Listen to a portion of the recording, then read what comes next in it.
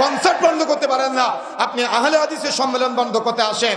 ভ্রান্ত হুজুর, আপনাকে দিয়ে জাহান্নাম উদ্বোধন করা হবে। পিস টিভি বাংলা বন্ধ করে দিয়ে মনে করেছিলেন কোরআন হাদিসের দাওয়াত বন্ধ করে রাখবেন, পারেন নাই।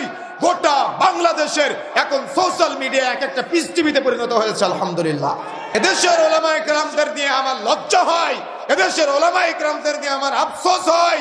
এদেশের ওলামায়ে কেরাম কোরআন হাদিসের বক্তব্য বন্ধ করার জন্য, সহিহ হাদিসের বক্তব্য বন্ধ করার জন্য, আহলুল হাদিসের বক্তব্য বন্ধ করার জন্য এরা আজকে মাঠে নামতে পারে, কিন্তু বিদেশ থেকে গায়ক গায়িকারা এসে এদেশের মাটিতে পুলিশ প্রোটেকশন নিয়ে তারা কনসার্ট করে, পুলিশ প্রোটেকশন নিয়ে তারা গান বাজনার আয়োজন করে, নর্তকের আয়োজন করে। এগুলা বন্ধ করার জন্য আলেম ওলামারা প্রচেষ্টা চালায় না। এই ওলামায়ে কেরাম নিয়ে আমাদের অনেক আফসোস আছে, এই ওলামায়ে কেরাম নিয়ে আমাদের অনেক দুঃখ আছে। কেন তারা আজকে আহলে হাদিসের পিছনে লেগেছে? কেন আজকে তারা সহিহ হাদিসের প্রচার যারা করে তাদের পিছনে লেগেছে? নিঃসন্দেহে তো কারণ আছে। কারণ তাদের আজকে মিলাদের আয়োজন বন্ধ করে দিয়েছে আমরা, কারণ তারা আজকে ওই গান বাজনার বিয়ে বাড়িতে বিয়ে পড়াতে যেত 500 টাকার জন্য, আমরা এগুলা বন্ধ করে দিয়েছি। কারণ যার বাবা মারা যায় তার চোখে পানি বের হয় না, কিন্তু হুজুরের চোখ দিয়ে পানি পড়ে কেন? 500 টাকার জন্য।